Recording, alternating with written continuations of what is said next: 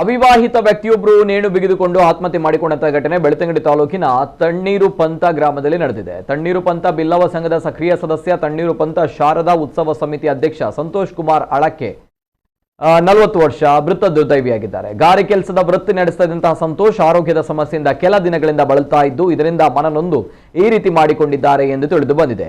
ಗುರುವಾರ ತಾಯಿ ಬಳಿ ಹತ್ತಿರದ ತೋಟದಿಂದ ತೆಂಗಿನಕಾಯಿ ತರಲು ಹೇಳಿದ ಸಂತೋಷ್ ಅದೇ ಸಂದರ್ಭ ಮನೆಯ ಗೋಡೆಯ ಅಡ್ಡ ಪಕ್ಕಾಸಿಗೆ ನೇಣು ಬಿಗಿದು ಆತ್ಮಹತ್ಯೆ ಮಾಡಿಕೊಂಡಿದ್ದಾರೆ. ಮೃತರು ತಾಯಿ ಮತ್ತು ಸಹೋದರಿಯರನ್ನು ಅಗಲಿದ್ದಾರೆ. ಪುಂಚಾಲಕಟ್ಟೆ ಪೊಲೀಸ್ ಠಾಣೆಯಲ್ಲಿ ಪ್ರಕರಣ ದಾಖಲಾಗಿದೆ.